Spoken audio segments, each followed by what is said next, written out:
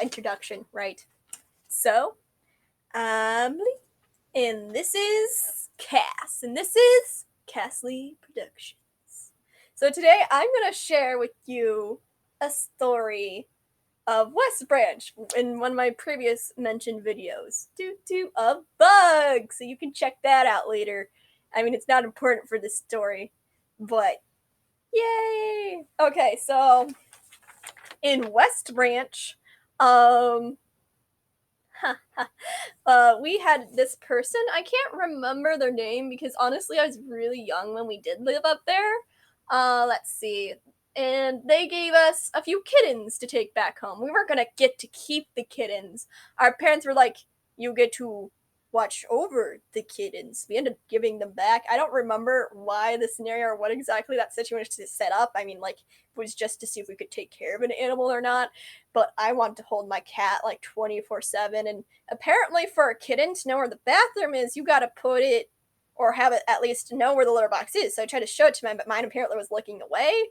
And so it ended up thinking that underneath my bed was its litter box. And so I had to clean that up. And so I had to crawl underneath the bed with plastic gloves on and take out this cat poo and put it in a bag. It was disgusting. It was horrible. Yeah. I wondered why my bed was starting to smell sort of funny underneath. So yeah, just word of knowledge to you. And at one point the cat had gotten out of the house and it was running outside. Now these were actually technically barn cats. They were supposed to be indoor cats as we were keeping them indoor. So we went like booking it through the woods and we chased it all the way through the woods. I can't remember how we ended up catching it. I just remember chasing the cat through the woods being like, Carrie, do you see it? So I don't know why, but I had to share that one. Let's see what else is on this list. Oh, and up in West Branch, we had actually a small pond in the back of our house, and it had like this weird cement channel, and I mean cement. There was cement filled in some parts, and the rest was kind of dirt, and it just trickled into this small pond. No reeds were growing there or anything at this time. Eventually, they did grow, and I mean when they grow, it's like thick pond, like if we lived in a swamp instead of just a small tiny pond back there. But then again, we hadn't been there for a few years at that point, so I'm pretty sure my dad was somehow making sure cattails did not grow, or both my parents. But we'd always catch these frogs in the pond, and we'd flip the frogs up. I would kiss the frogs because Princess and the Frog. So I was continuously kissing frogs. I was not grossed out as a child about these things. Honestly, I loved getting dirty as a child. We'd even watch and wade into this pond just to catch these froggers. They're green. And we'd flip them over and we'd rub their stomachs, and they'd actually just kind of stay there. It was like we were hypnotizing them, as my sister put it. One time I ended up bringing this giant Noah's Ark into the house because it was like a toy, right? And so I was outside. I'm like, why is this outside? So I picked it up and I brought it in the house and I opened it and a frog hopped down. And then I had to try to catch the frog. It was like hopping all around the house.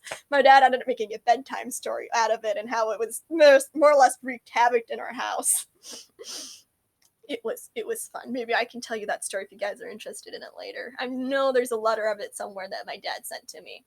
The other one is that there's actually quicksand where we were, because I'd go walking out with my dad and we kind of walk around the properties. My dad had the main house that we kind of lived in, and then he had his photography studio.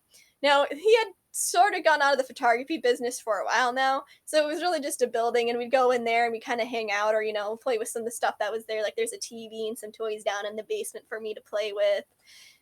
And there was berry bushes there, like blackberry and raspberry bushes, and so we'd pick those. And then there was also this giant apple tree back there.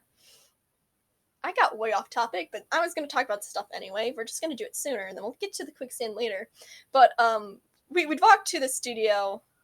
Yeah, there's this giant apple tree, and we couldn't get any of the apples anymore because my parents had planted this tree quite a long time ago, and so it was so tall we couldn't even reach the branches anymore, and the only apples we could eat would be the apples that would fall on the floor. But our mom obviously didn't want us eating those because who knows what's in there. They've been sitting there for a while. So I never got any apples from that apple tree, and I was like, well, maybe if we just get a really long ladder And my mom and dad were like, a long ladder like that small child does not exist. And I was like, drats. I can't snap my fingers. Don't instruct me how I still fail. But in either way, to get to the studio, we would sometimes just walk through the back of our house, and we'd walk there. But there was also this river there, and there'd be technically water pockets underneath it, so we had to be careful walking around because it acted like quicksand. So that was not dangerous at all. And what was really funny was that behind our house, our older brother and sister had actually had this playhouse, and when we discovered it, we actually discovered while we were chasing that cat through the woods. We discovered this playhouse, and it had like a slide, and it was like Peter Pan thing. They had like the lookout and the steering wheel, and there's a slide, and me and Kira were like, this is awesome. But that was also in the backyard through a bunch of foliage and grown things. That surprised me. My sister never got poison ivy as a kid. Somehow we managed not to. But we would play in that all the time and play the Peter Pan game I sort of mentioned, and Kiri would be like, oh no, there's Huck, and stuff like that. We discovered that actually quite later on in our lives. Apparently Dad just had forgotten it existed because we remember telling them about it because we were just like, it's like in that movie or like the Bridge to Terabithia where it's just there, like that rope swing that was just there, it's just a play structure and it's just there. Yeah, we were pretty, psyched about that. I remember playing it a lot. I don't remember exactly what games we played, but I remember playing there a lot. Yeah, I really miss West Branch. West Branch was pretty cool. Our aunt and uncle ended up selling the house up there, though, sadly. Yeah. So, this wasn't particularly funny, I don't think, but hopefully you still enjoyed hearing the story because we all know that interactions are made up of sharing stories with one another. So that's what I'm doing. It's a one-sided conversation that I hope you enjoy. I mean, you could technically reply back down in the comments.